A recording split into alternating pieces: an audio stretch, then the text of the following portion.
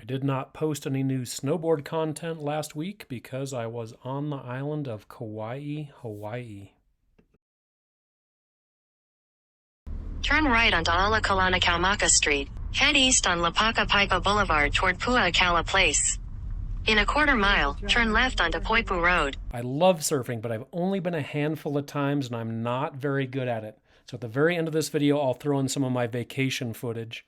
But the highlight of the trip was getting to meet Laird Hamilton, who is an awesome surfer.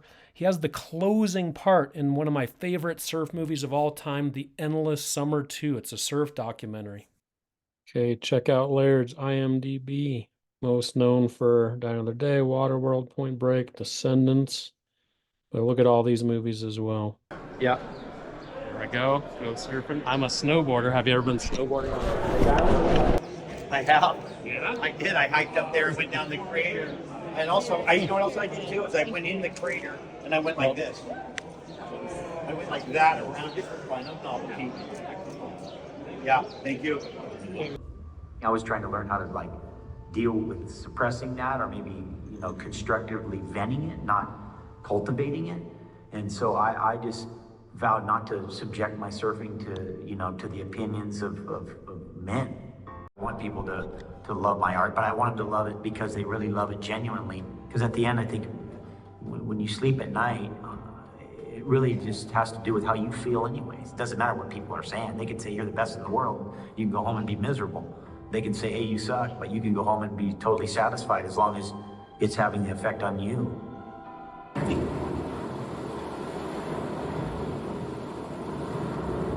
Stand paddle is my latest thing that's kind of actually taken root around the whole world. It seems that we've influenced people on every body of water and lakes and rivers and people out in the middle of nowhere doing stand-up paddling. I started doing that for fitness originally, just to get a workout in the summertime. And it's evolved into a whole, there's magazines and companies, and it's a whole sport now, probably be an Olympic discipline, I imagine, in the next few years. Been involved with kite surfing and foil surfing and a bunch of other techniques that kind of changed the way we ride waves. When you've been in the water since you're 5 years old, you need variety, right? At a certain point, you just start to stagnate. So I'm always looking for new ways. I have a pretty amazing pool exercise routine that I've developed that for summertime conditions where there's no waves, and I've already paddled all week long, and so I need something else to do where I do weight training underwater. And so it seems like as open as you are, there's always something new to learn. So I just try to keep having an open palette to whatever can come, and keep using your imagination and just experimenting. Ladies and gentlemen, Laird Hamilton.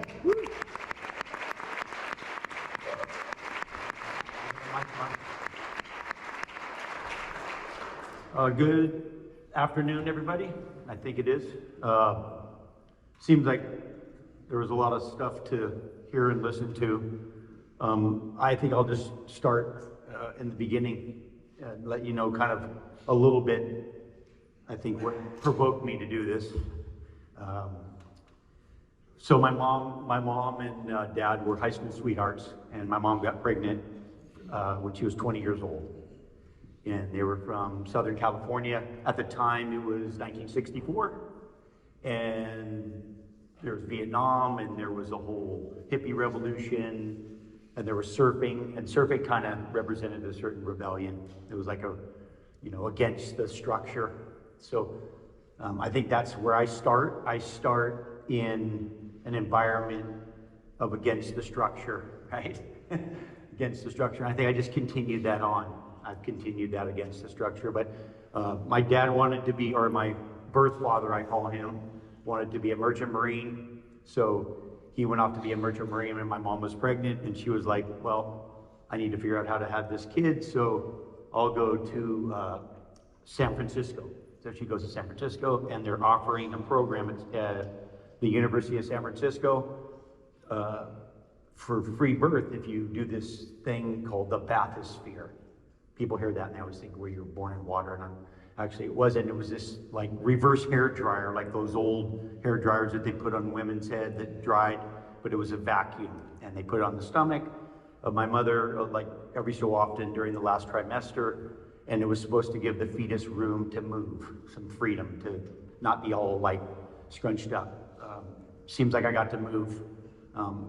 They say it could have been beneficial. We're still not sure about that.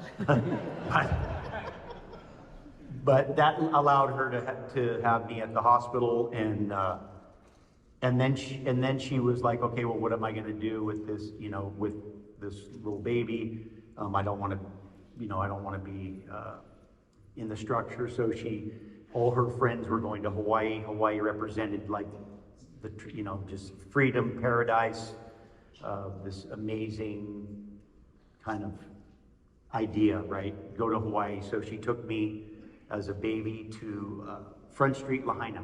So that's on the island of Maui. She shows up. I think she had a boyfriend at the time. And I start I would say my relationship with Hawaii and the water in Lahaina as a very young child. My mom said I could swim early before I could crawl to the pool and swim, was what she said, which was dangerous, of course. Needless to say.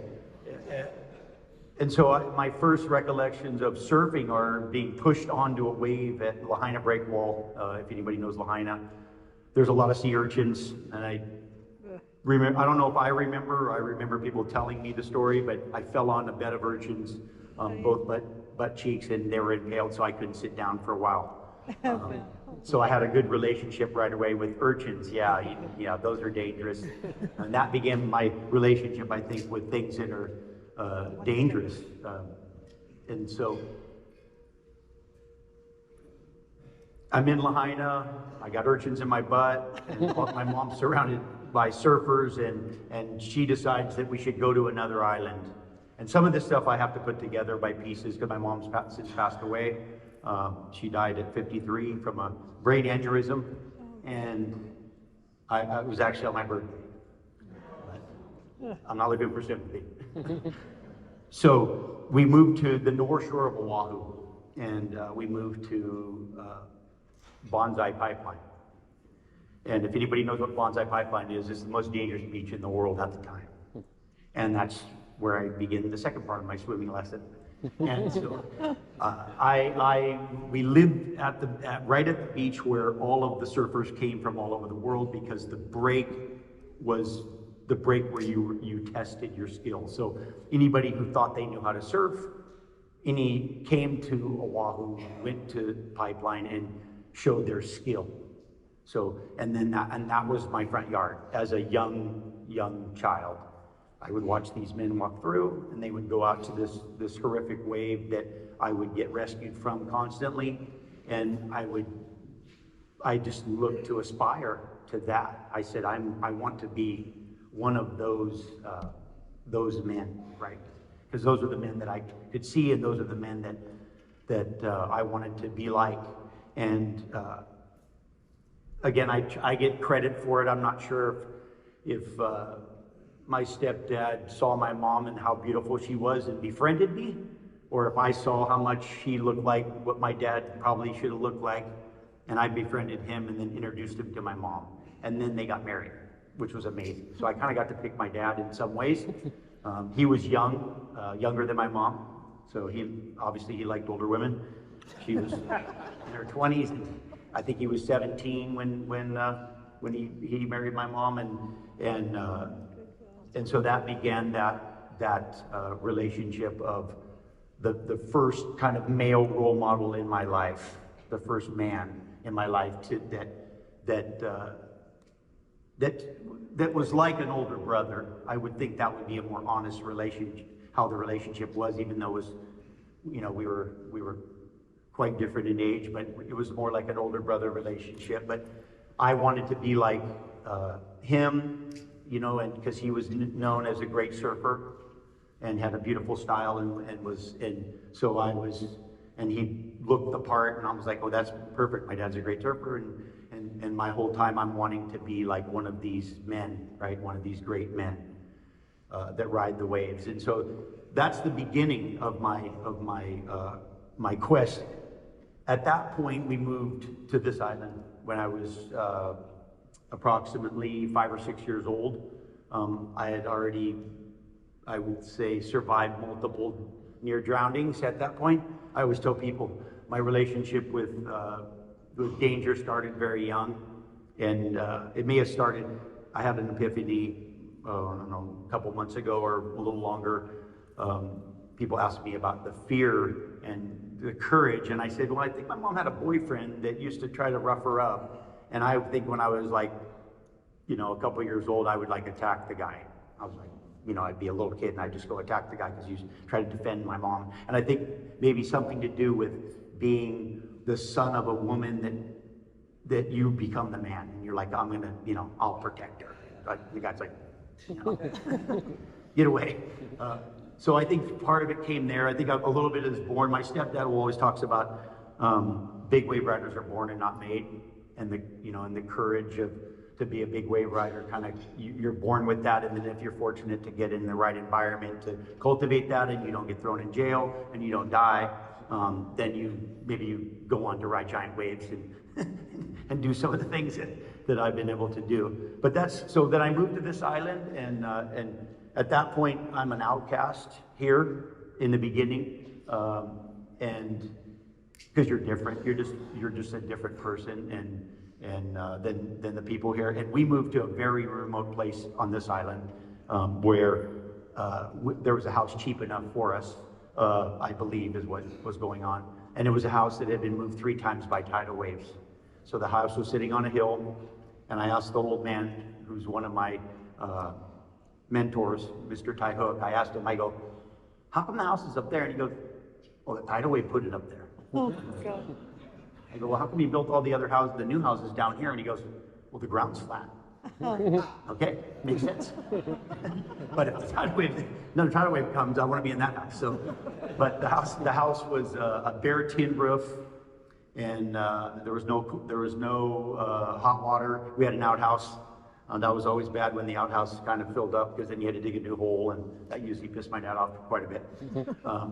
But we had no, and if you watch TV, we used to have a TV with rabbit ears, and terrible, you know, but you'd watch a movie, and then a rain squall would come, and right at the conclusion of the movie, and even if you put your head next to the speaker, you couldn't hear what went on. So you're just like, right at the very end, the movie's good, and then you're like, because the rain is so hard on the roof, you couldn't hear a thing.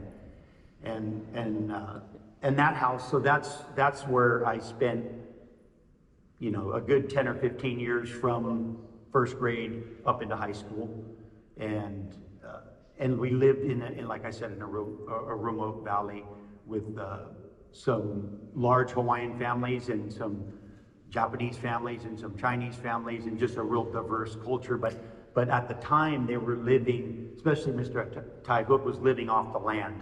He was living off he had taro farms and fishing, and they hunted and they collected food. And so I had that kind of exposure growing up. And my mom was an amazing woman and a profuse reader. So she used to just read to me like crazy. And it I think that helped me not learn how to read as well. That and some program that they introduced when I was in elementary school they didn't use phonetics, they used some other pictures that really did confuse you. And so you either learned quicker or you didn't learn at all, and I was the guy that didn't learn at all. So my mom would read to me though, and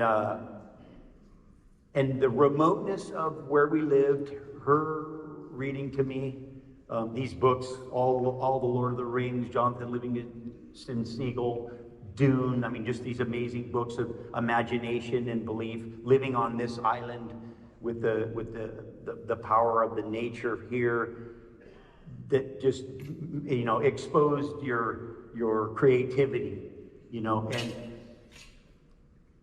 as I went, I watched my stepdad surf in a contest one time where he surfed the best that he had ever surfed in that kind of a format, and he lost to the guy that coincidentally was crowned the world champion, because he won by, I think, 9/10 of a point, and that was somebody writing down their opinion of what looked good and what didn't. I saw the hurt it put on him, and I'm like, I'm not going to subject myself to that stuff. I'm gonna go a different route. And I was an obnoxious young child, to say the least. I think part of that was, I mean, obviously fear. I was scared. I was very scared, just because of the unknown, the environment I was in. I was the ocean. So I would, you know, I believe from a very young age that I would do something. And I think my mom obviously gave me that power too. She gave me the power of belief that she, you know, her thing was, I don't care what you do, just do it with integrity. Do it the best you can. She goes, if you sweep the floors, sweep it with integrity and do it the best you can. I don't care what it is. She didn't. So for her, surf, yeah, I don't even, she was like less interested. It was more about, you know, how you treat people, your respect, your, you know, she would always take in all the stray animals and the stray humans. So we were used to that. So that's some of the background that puts me in the position that I'm in. And so then I go into I just like danger. I think that was established at a young age. I think I liked it. Also created an opportunity for me to really have an even playing field with everybody. So it didn't matter if you liked me or didn't like me, or if I was different or I wasn't different. When we got into these positions of danger, we could separate each other. You know, I always said, if somebody thought that they were tough, I'm like, okay, well, we'll just go to a cliff, and then we'll just keep going up and jumping, and eventually whoever jumps from the highest, kind of, that just takes care of that thing, right? Like, they were usually like, yeah, and then you just go until you're just jumping a lot higher than everybody else, and then that kind of takes care of that stuff. And you have that kind of mentality. You go about your approach that way. But I got hurt at a young age, broke my ankle severely. It was right after my dad had sat me down and said, you know, that I had gotten 90 days absent in a quarter, and I think there's only 90 days in a quarter. So I hadn't gone to school for an entire quarter. So I promised that I would go on Sunday night dinner. I would go to school on Monday morning, and I got on the bus, and it was multiple buses, and it took about an hour and a half to get to school, an hour and a half to get back. So in the middle of winter, that was, you know, an 8-hour school. That was 11 hours. That was a long day. Usually no time for surfing. Monday morning, I'm driving in the bus, and it is a very good day of surfing. And I'm like, I will be getting off the bus. And I went out and I got run over by somebody, broke my leg, and then I had to be taken to my dad's house, which you can imagine at 9 a.m. on Monday morning, after you had the conversation, my dad wasn't really pleased. So he managed to find every pothole from the hospital to the house to hit on the way there. And he kind of looked at me every time and went, ah! He'd look over at me like, you know, I want to do more, but you already have a broken leg. So, but that began kind of my relationship with being hurt. I had probably 1,000 stitches before I ever had an operation. I had a really good relationship with all of the doctors. One particular one, we would go to his house like literally on Thanksgiving, and we'd pull up and he would come out and say, oh yeah, just bring Laird around in the back of the kitchen, because he already knew his stitches, right? So I'm cutting myself every single day, pretty much. At one point I cut myself really bad, and I had been getting so many stitches. My dad goes, listen, if you get stitched one more time in the next week or two, you're gonna get punished, disciplined. And the next day I chopped my foot with a cane knife, and I was at a friend's house, so I put socks on it. Like I can't tell them. And then my mom found these socks under my bed, and there was a lot of blood, and she was like, what are these? And I go, I cut myself a little bit, and then she saw it, and then it was like, okay, well, if you ever get cut and you don't tell us, then you're gonna get. So either way, I was getting it all the time, to say the least. But I started, like I said, that injury, that broken leg, that was the thing that really, you know, one of the beginning of my relationships with, you know, because injuries are failure, right? And so when you get hurt, that's failure, and you have that whole process of failure and that whole doubt, like, am I going to be able to do it? Can I be as, you know, can I all that stuff. And I mean, you see professional athletes now that have never been hurt, and if they get hurt, it could be career ending, just psychologically. So I've already been kind of trained at that process of being wounded, getting better, believing you can, and all of that circle. So as I go on in my career and I get hurt, you know, or I fail, it's hard to discourage me. You know, if you ask my wife, Gabby's she's like, it's like the dog with the ball. It's just the dog with the ball, the dog with the ball. It just doesn't let it go. And I think that's one of the things that has helped me a lot, right? Is that ability to be hurt, to get back up, do it again, and not be discouraged by that, right? So I got creativity, I got I'm not going to be discouraged. I got this little fearless thing. I just got all these things, but I don't really know how I'm going to go about what I'm doing. As far as, you know, I don't want to serve a contest, so I don't want to fit into the structure. So mine's a real creative route, and so pretty much I do anything to subsidize my surfing. I cut trees, I use machines, I'll dig an outhouse hole, whatever I got to do to subsidize my surfing, because I'm not gonna get, I'm just not gonna follow the, you know, my friend says the contrarian path. I'm not gonna follow the structure, and I'm gonna just try to do it my way. And so I go on that quest. I go on that quest to just do it my way, and that just leads me into windsurfing, into these other into all these disciplines, and tying in that creative side. You know, what do they say? All you need to be an inventor is an imagination and a pile of junk.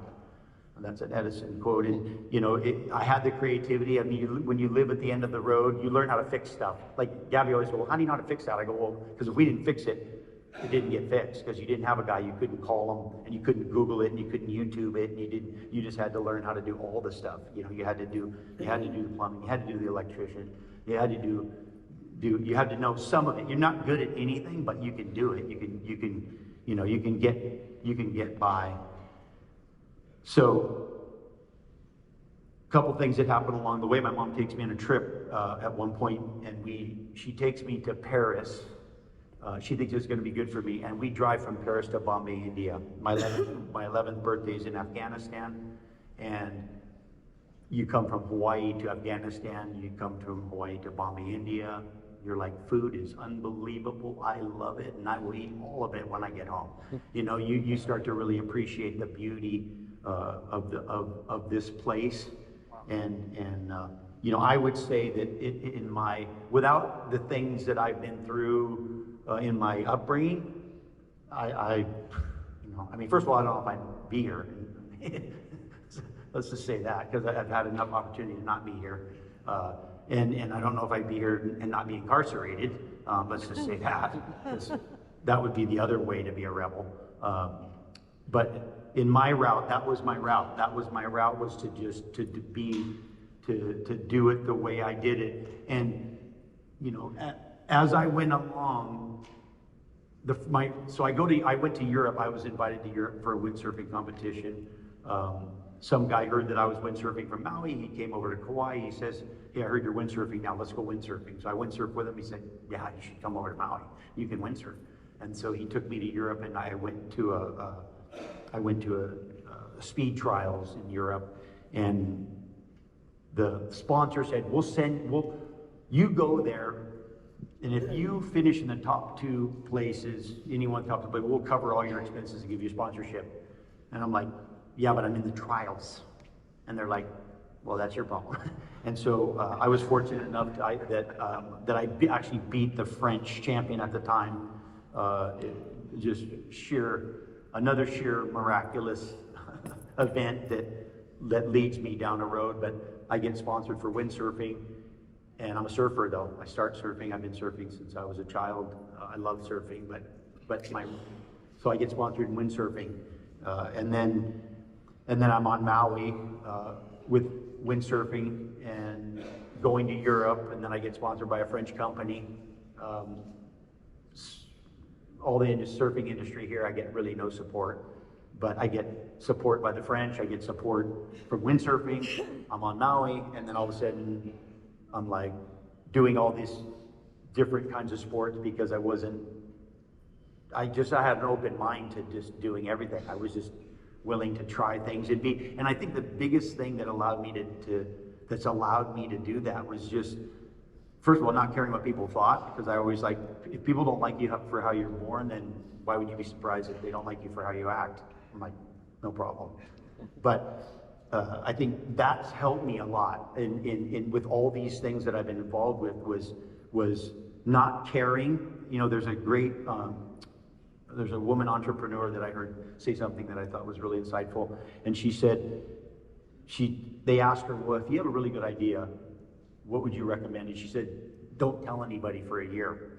And it's because they'll just discourage you. Because people, when you do something, it makes them have to assess what they're doing. Like, well, why don't I take advantage of my idea? Why don't I make a change in my idea?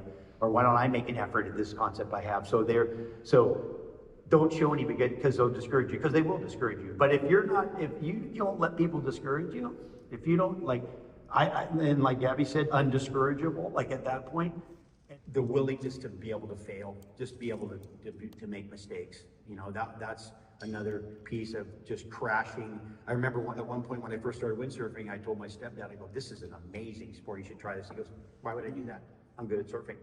I'm like, because it's really fun, but you'll have to be a beginner. And I think the willingness to be a beginner has been another kind of key element in my continued evolution, just to try to, I mean, it makes it interesting. And the most exciting part of it is the beginning. When you're first learning, that's the steepest part of the curve. That's where all the enjoyment comes. At the end, the mastery is just like polishing a stone. You don't even know, is it shinier? Like, you don't even know, because you hit that level and you just kind of, you plateau. And that beginning part is the funnest part. And so I started to look at that as like a formula. Like, get an idea, write it on a napkin, then make a prototype, or, you know, try it, and then start to work on making it something that you see. You know, I mean, I always say it's easy to be the monkey that sees and does. It's harder to be the monkey that doesn't see and does. I think that takes a little more imagination to think what the potential is.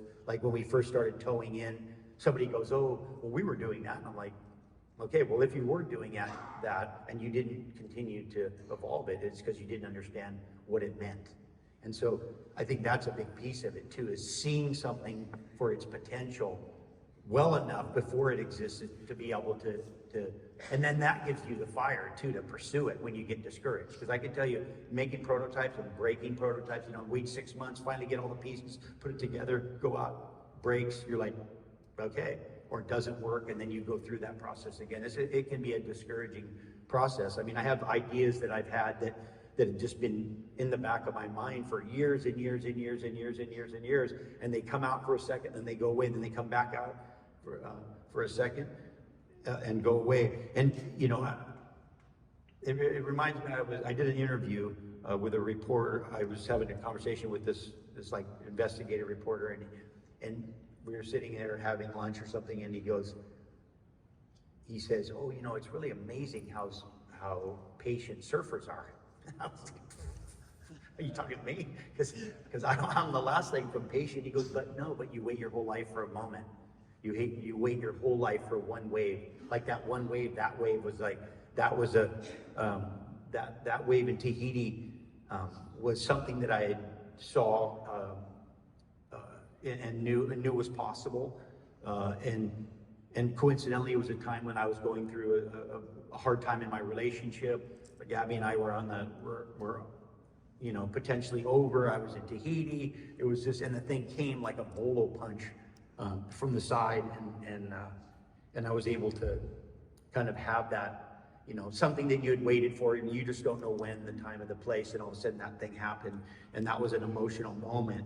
But it just speaks to the believing in it, the staying with it, the steadiness, and then because you don't know, you know, what's the words, you know, the things you do in private, I reward you in public. You know, so that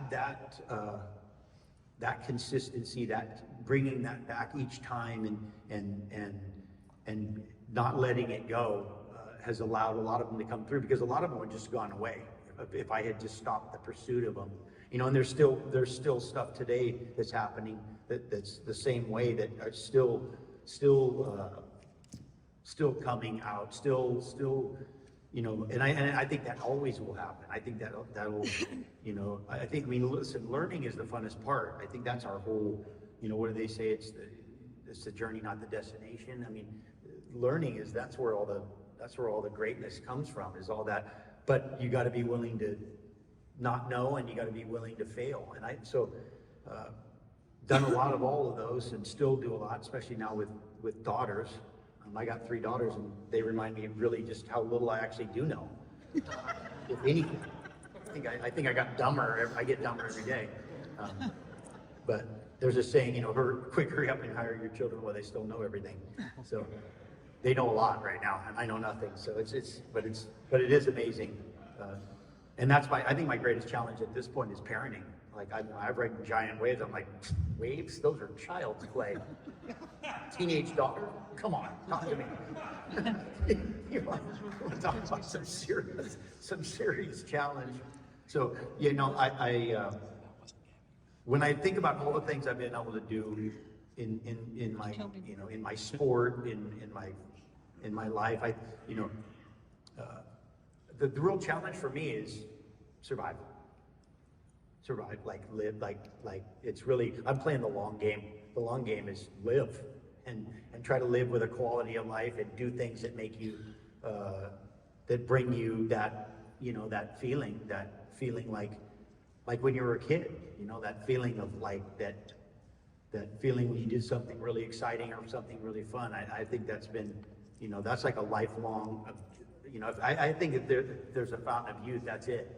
Like, if you're looking for the fountain of youth, you know, what does it say? Retain your youthful enthusiasm. You got to be excited about something. Figure it out. Find out. I mean, hopefully it's not something super destructive, because we're probably going to have a short life. But find that stuff, and these things that you see that I've done, those are representatives of that. Those are representatives of things that have make me feel, you know, other than being a father and a husband and a friend, make me feel worthy of living. I'm like, you know, when I get, at some point you're gonna be like, okay, well, how'd it go down there? And I'm gonna be like, well, it's pretty fun. Like, had a lot of fun, did a lot of fun things. You know, maybe skated dying a few times, but I mean, you know, when somebody says, hey, you're an adrenaline junkie, I always get offended by that. For me, I'm like, I go, that's offensive, because it's like a disclaimer. What is it? There's old and bold, no old, bold. I think there's a certain process. The only way you can go about exposing yourself to these situations and surviving is to be aware, to be cautious, to be you know, alive ultimately. And you know, something else that we did when we created Tow-In and surfing, we created teamwork, which was amazing. That was another amazing breakthrough, because normally surfing is my wave. Hey dude, my wave. It's like a super selfish act by yourself. Towing, we had to rely on someone else. Pretty soon we're saving each other. And there's like a whole dynamic that really changed the whole spirit of what we were doing as well. And you know, barely, I didn't make it out of high school. My mom signed me out to pour cement, so I got signed out of school. And so I always say I went to the College of the Ocean, and the College of the Ocean is some serious teaching, for sure, absolutely. You know, and the patience that you learn, the humility that you learn, the you know, just all of it, all those things that the ocean teaches you. I mean, nature is the master teacher, right? So, and when you live on Kauai, the wettest place on earth, and you get to be in the most rugged ocean in the world, that's like the real school. That's, for me, that's the school. You want to learn math, you're going to learn some math in that environment. You want to learn, you know, teamwork. You want to learn camaraderie. You want to learn fear. You want to learn, just go down and just pick a subject. it's there. It's there in all its form. You know, I always just say science is just confirmation from intuition, from an understanding. So, but that brought me here today, and to think if, you know, when I look back, if my mom could see, or she could see, but, you know, if I thought, well, Mom, I'm gonna go and talk to some people, and she'd be like, okay, what are you gonna talk to them about? I'm gonna, like, my life, you know, like, and I think that's all any of us can do with each other, share with each other, what an opportunity it is that we get to, especially right now. If you don't think that's true, take a look around, because if you're on Kauai right now, congratulations. I don't know what you guys have done, but good job, because it's a rough environment out here that we're surviving right now. I mean, just nature itself is rough, but I'd like to ask if you have any questions, because I don't have answers, but I might have other questions. So does anybody have any questions? Okay, he's here. Thank you. She said, I have a question over here. When you're approaching a huge wave, yep. and you're going into it, when you're approaching a huge wave and going into it, what is your self-talk as you're going into it? It's like, am I prepared, or I'm scared, or how do you, what's like your inside thoughts as you approach something that's scary? Well, the hardest thing for me to do is watch. That's the most difficult. For me to observe, for me to watch giant surf, it's terrible. Like I can't, because I get so much anxiety from it. As far as my approach to it, I mean, the truth is that I'm short just a few things. Everything I do is really in some form preparation for that moment, right? Because I don't want doubt. I don't want doubt in there. So a lot of what I'm doing is based on that. You know, on a daily basis, year-round basis, the majority of the things that I'm doing is being prepared so I can go do that, right? So that's what I'm doing. So right away I get away of any little chirper, little voice that's in there that's not me, that's trying to get me to, you know, avoid that situation, is away. That's a way. And I'm coming at it with the approach of that I've done. You know, I'm eating, I'm sleeping, on my relationship, my equipment, everything I'm doing that I have control over, every single thing that I have control over, I'm participating in some way. Now, I'm not saying that, oh yeah, I won't have a bowl of ice cream. That's not about that. It's just about that I'm really, the majority of the time, my lifestyle, that everything is in preparation to be in those situations, so that and then I have all that experience to pull from too. And then listen too. Like if Gabby has there's a thing called a woman's intuition. And if she says, you know, today be heads up, I'll be like, got that. You know, like, I'll hear you. I hear that. So, and listen to that internal voice, not the one that's chirping, but the one that's like the instinct one, like, hey, it feels like there's a giant shark out here right now. And they're like, yeah. And then later on, they're like, hey, there was a huge shark. I'm like, yeah, I can feel that. Yeah. So I think that there's that. I think, but all of the preparation is for that. It's all towards being able to do that, because that's what I've decided I want to do. And so that's because I don't want to leave any stone unturned. I want to feel really good about that, because I don't want, oh, boy, I could have, I should have, you know. And as you go, it gets harder and harder, because, you know, there's more broken pieces. So. Right. Thanks. I think we have another question here. Yeah, those beginning days of windsurfing, back out here, probably hanging out with Robbie Nash and those kind of things, and with the big boards going to Mistral, high flies, then Mistrals. It was one of the most innovative times in windsurfing that you were involved in. Could you comment on that innovation and how you've seen that sport rapidly evolve so fast from no battens to foils, and that innovation of what you talk about and how that's changed and influenced your life? Yeah, well, I was involved in the evolution of windsurfing. I was involved in the evolution of surfing, because surfing went through a similar thing. When I was a child, everybody had these giant longboards, and then it was the 60s, and I don't know if it was the substances they were using or what, but they had some crazy ideas, and they did all kinds of crazy stuff. And then I watched that happen in windsurfing too, as well, and surfing's influence on windsurfing, and then snowboarding comes in, and skiing, you know, how all of these sports, you know, and I always say, I don't, I mean, when people say I invented, I just think that that's a little, I don't know. I don't think you can say I invented. I think they're hybrids, right? I think it's a combination. And where they have the famous saying, there's nothing new. It's just a new application of an old idea. Stuff's been around. There's been too many humans thinking, and we all are too similar to think that you have this unique thing. It's more about the combination of certain things. So in those, and that's been, that's how helped me. I mean, if you think about stand-up paddling, okay, giant surfboard, you know, really long kayak paddle, or, you know, foil boardings, or, you know, just all these different, you know, tow surfing is water skiing meets giant wave riding, you know, or, I mean, it's like all the relationship, and how actually for me personally, the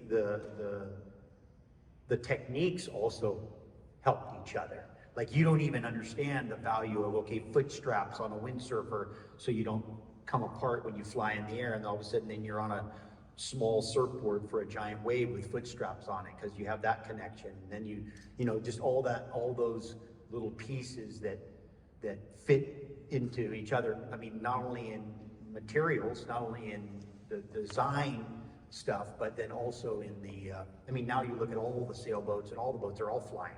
The hydrofoils, all those boats are all in the air now, and that's the majority of what we're doing. And if you look at, in general, foils in surfing is just, it's going rampant. There's 6-7 disciplines just in foiling, but that came from a water ski device that people sat on behind a boat. So again, it's just, there's just hybrids and pieces that are coming together. Yeah, Ken?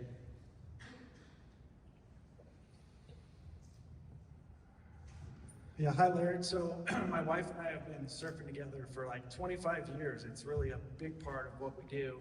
And we've been lucky to go to a lot of different places, and you inspired us to actually go to Chopu. And we paddled out there and decided that, you know, that's not the safest thing to drop into. And we both had some pretty serious injuries over the years, and it's really kind of changed our perspective about what we'll paddle out into or where we'll go. Is there any experience that maybe you've had, or an injury that you've had, you touched on it a little bit, but maybe something you won't do now that maybe you did 20 years ago, or you just still charge it no matter what? I mean, you know, the truth is that some of the disciplines that I did, that I was doing, I really don't do anymore. So, and it's not out of not being able to do them, it's just out of my interests. But then once you stop doing them over time, you're just not, you don't go grab the thing that you haven't ridden in 20 years and then get on it and ride it the same way that you did.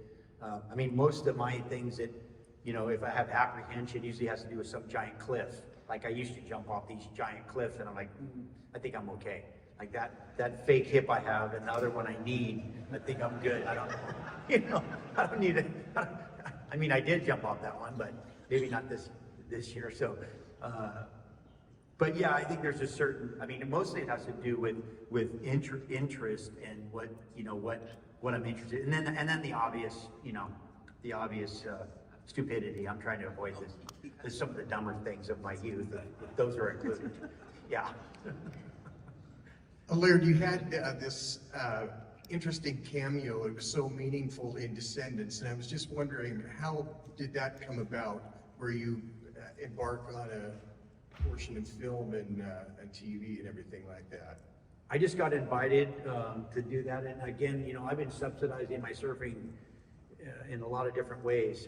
You know, it's funny because I would say I used to, you know, drive an excavator to subsidize my surfing. Now I use my surfing to drive an excavator. So, but yeah, you know, that was an opportunity to work with, you know, with Alexander Payne and Clooney, and those are high level guys. And so, I mean, for me, I felt like an honor to be able to and then I could confirm again why I don't want to do that for a living too, as well.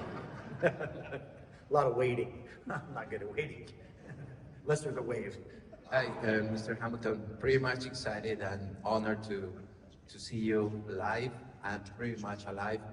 Um, I'm honored to listen to your words. They are really, really inspiring. Actually, I am a surfer. Well, a surfer.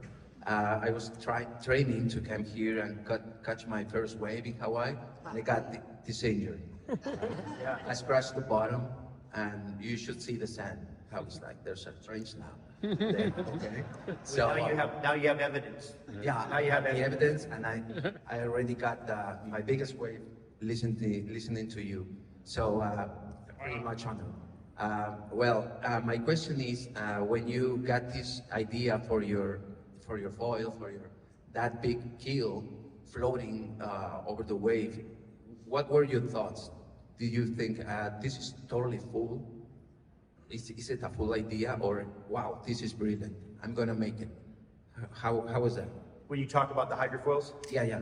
No, as soon as I felt it just felt like I was released from gravity or something. There was just like, it was frictionless, and that sensation, all I wanted to do was just figure out how to get more of it. In the beginning, there were very brief moments that you felt it, and you're like, and again, it's when the light goes off, but the feeling of it was something. I mean, I don't ride boards that don't have foils. Everything I do now is all foil driven. I mean, and somebody said recently, we were doing a project, and the guy said to my wife, well, can you do conventional surfing? And she said, well, whatever you do, just don't say that to him, because he probably won't appreciate that. Because in a way, surfing is the act of riding the energy of a wave. I mean, it's that simple. Like, people want, it's on this board, it's on that board, it's like, no, you start with your body.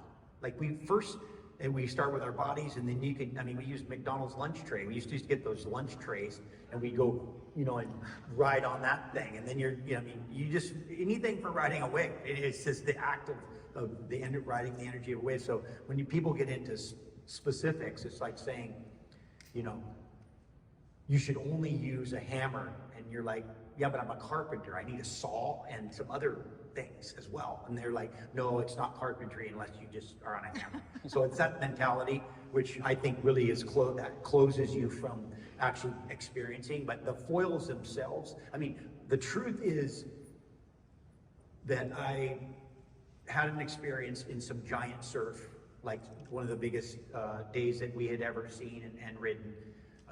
And there's a depiction of it in the book called The Wave, and a friend of mine almost got killed. Wow. And on that day, I realized that surfboards have a limit, and that the surface tension, that is the friction of the surface tension, will stop you from being able to descend on a true 100, 150 foot wave. If the waves get to a certain size, the boards cannot actually go down. And so once I had that epiphany, I just put my boards away, and I dedicated my whole focus to foils. And because they don't, that's the same reason why all the boats are lifting up and flying on foils, like America's Cup and all these other boats, because once you reduce the friction, then it's just, so but that day really is the thing that made me put the boards in the rack and be like, okay, everything's focused on this. I was like to try that with foils. Hope I have one a lifetime. Thank you very much, Mr. Hamilton, an honor. Yes, thank you. Thanks. One more question. I got one here, Jim.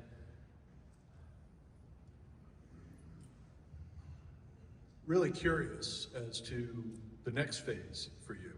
Are you still trying to find out your limits, or are you trying to pass along what you've learned to the next generation and raise those people coming behind you up? Yes. Yes. Well put. Yeah, I have some young guys that I work with that are young. You call them a rook. I got a couple guys. I got a guy that lives with me for a few years. That's a big wave rider from Half Moon Bay. And then I have some younger guys that I work with. We still have frontiers. There are frontiers to be ridden. So we have some. We just continue to expand our vision because our equipment does that. So foils allow you to do some crazy things where you can ride waves that don't break which allows you to catch waves like way out at sea and maybe ride waves people are already riding waves at sea. And then that just leads you to some other creative things. Right now, foils are allowing us to ride the longest waves that we've ever ridden. We go to Peru in the summertime, and there's a place there that we can ride 8-minute rides. If you understand what that is, in surfing, normally 10 seconds is about the average. A lot of places are 5 seconds. 20 seconds would be beyond the longest ride that most people get at a good surfing break. So when you start expanding what's rideable and then how long it's rideable, that just becomes a whole new and then we go a lot faster as well. So the speed that we were able to travel is much greater. So got these young guys. It's a team thing, especially when you go into more rugged things. I have a couple projects right now we're working on, and you need that young, hungry, lots of testosterone. We need that. And then we need a couple. My one friend that I work a lot with, Mr. Chun, Terry Chun from the island here, is together between the two of us, we have over 100 years of wave riding and surfing experience. So, I try to explain to people sometimes that everybody thinks surfers are, they're riding the wave, but really the true art of what we do is understand what waves do, that we're wave readers, that we're able to look at waves and look at the water and know what it's doing. And so that's really where the skill comes in. A good surfer, like I'll go to the beach sometimes with my wife and we're sitting there like, oh, that guy's gonna fall. And she's like, well, he just stood up. And I'm like, and then he goes along and crashes. And she's like, it doesn't always happen, but it just happens because you understand what the waves are doing. You can see the wave moving. You can see what the guy's doing. You know that he's not doing the right thing in order to what the wave's doing because he's not gonna have enough speed. Or so it's about wave reading, like understanding. So when you combine that with a bunch of young, hungry wolves, it's a pretty wicked combination. You have that kind of, our experience, and then their skill too, because they're sharp. And so that's and it's inspiring for us too. I was fortunate enough to have one of my mentors, Mr. Don Wildman. That's his given name, Donahue Wildman. And so you can imagine if that's your name, where you can go with that. But and you can't make this stuff up, but he was just he always had, the truth is he always had a posse of young, hungry people, because it was the only people that could keep up with him. All the people that were in his same generation were usually not as motivated. So he surrounded himself with these people and they could barely keep up with him. I said, we spent our whole time trying to keep up with Wildman. And he was a successful businessman, started Valley's Health Clubs, sold it when it was at the peak at the largest health club chain, and then made the mistake of saying in Forbes that he was going to do the Ironman, and one of his buddies goes, well, now you're going to be a real clown if you don't. Look at what you just said. And so he did the Ironman 10 times and got second in his age division every year, and then one year he won it, and then did a race across America. And I convinced him to do a crazy thing in Hawaii where we started in the South Loop of the Big Island, and we biked across the Big Island. We paddled to Maui. We biked across Maui. We paddled to Molokai. We biked across Molokai. I get tired talking about it. And then we paddled across to Oahu. Biked across Oahu. Then from Oahu we paddled here, and then we biked across Kauai. We did that together. But he was one of the few people I could actually, sucker into doing that with me. I like that. Moment, but it just speaks to the believing in it, the staying with it, the steadiness, and then because you don't know, what's the words, the things you do in private, I reward you in public. So that consistency, that bringing that back each time, and not letting it go, has allowed a lot of them to come through, because a lot of them have just gone away if I had to stop the pursuit of them. And there's still stuff today that's happening that's the same way, that are still coming out, still you know, and I think that always will happen. I think that'll, you know, I mean, listen, learning is the funnest part. I think that's our whole, you know, what do they say? It's the journey, not the destination. I mean, learning is, that's where all the greatness comes from, is all that. But you got to be willing to not know, and you got to be willing to fail. And done a lot of all of those, and still do a lot, especially now with daughters. I got 3 daughters, and they remind me really just how little I actually do know, if anything. I think I got dumber. I get dumber every day. But there's a saying, you know, hurry up and hire your children while they still know everything. So they know a lot right now, and I know nothing. So but it is amazing. And that's I think my greatest challenge at this point is parenting. Like I've ridden giant waves. I'm like, waves? Those are child's play. Teenage daughter? Come on, talk to me. you want to talk about some serious challenge. So, you know, I when I think about all the things I've been able to do in my, you know, in my sport, in my life, the real challenge for me is survive, like live, like it's really, I'm playing the long game. The long game is live and try to live with a quality of life and do things that make you, that bring you that, you know, that feeling like when you were a kid, you know, that feeling of like that feeling when you did something really exciting or something really fun. I think that's been, you know, that's like a lifelong, you know, I think if there's a fountain of youth, that's it. Like if you're looking for the fountain of youth, you know, what does it say? Retain your youthful enthusiasm. You got to be excited about something. Figure it out. Find out. I mean, hopefully it's not something super destructive, because we're probably going to have a short life.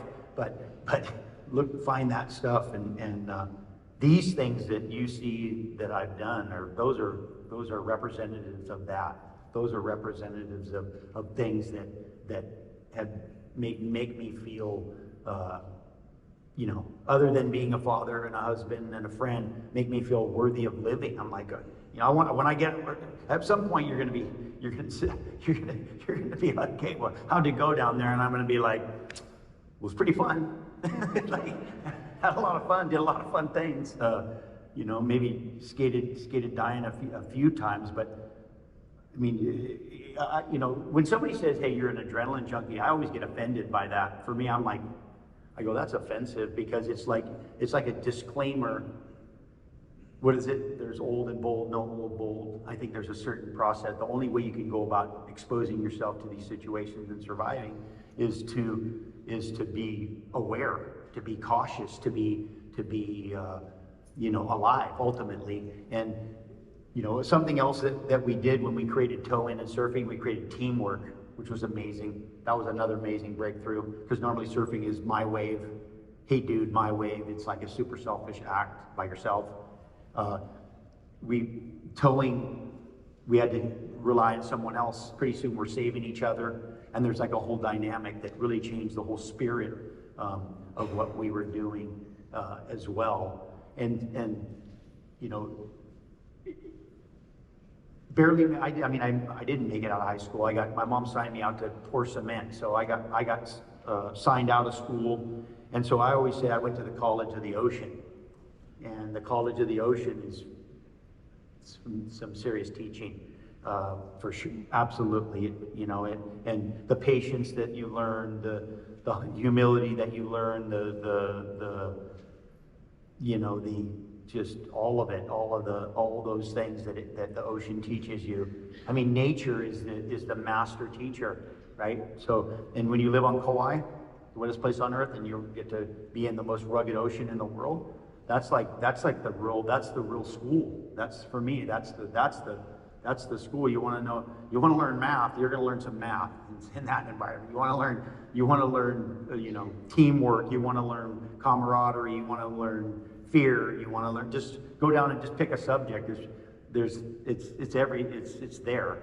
It's there in all its form. You know, I always just say science is just confirmation of intuition, from an understanding. So, but that brought me here today, and to think of, you know, when I look back, if my mom could see, she could see, but you know, if I thought, well, Mom, I'm going to go and talk to some people, and she'd be like, okay, what are you gonna talk to them about? And I'm gonna like, my life, you know, like, and I think that's all any of us can do with each other, share with each other what an opportunity it is that we get to, especially right now. If you don't think that's true, take a look around, because if you're on Kauai right now, congratulations. I don't know what you guys have done, but good job, because it's a rough environment out here that we're surviving right now. I mean, just nature itself is rough, but I'd like to ask if you have any questions, because I don't have answers, but I might have other questions. So does anybody have any questions? Okay. Here.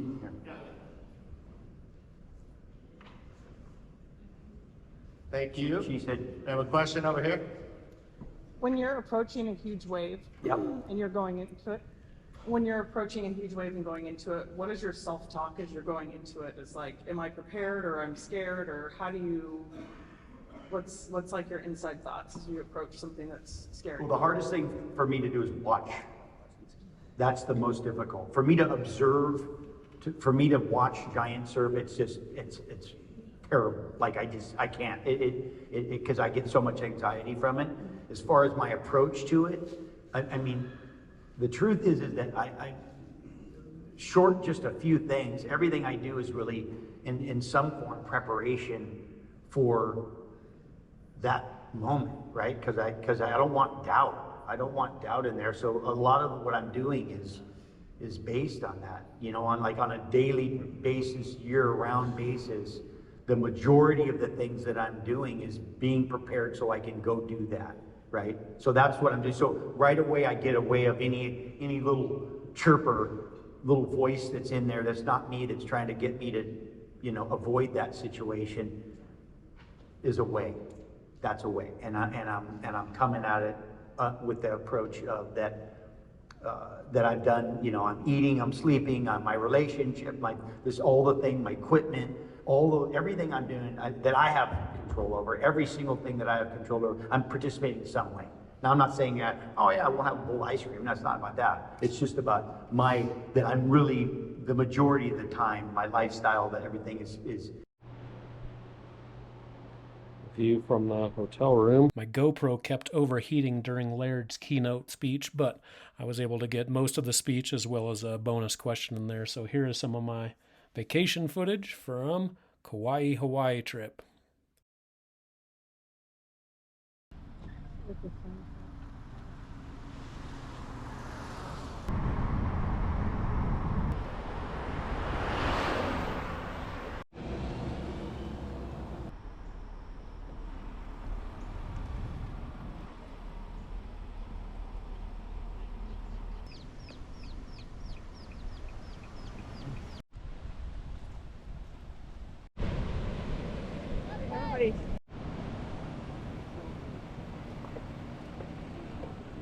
Old Pirate's Cave.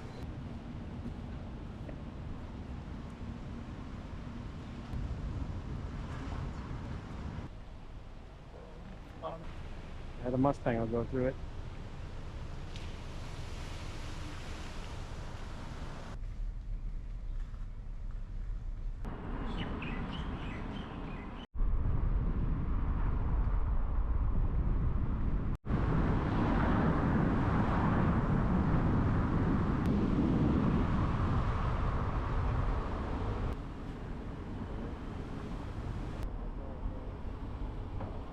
Diving from the bridge.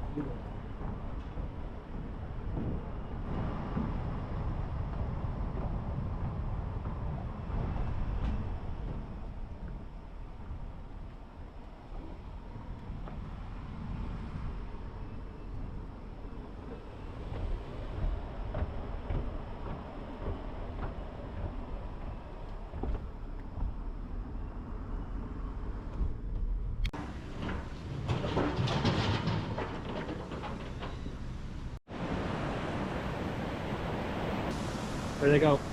Look at this guy. There we go.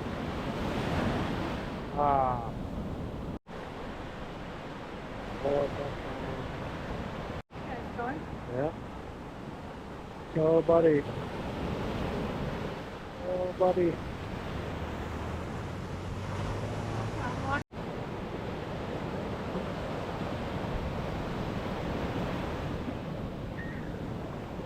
Wow. Good girl, I think. Yeah, because the front and the back.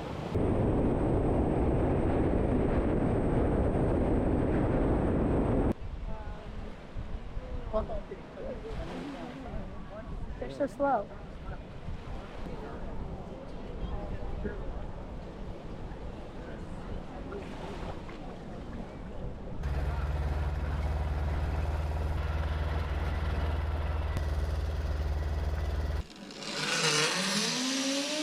Yeah!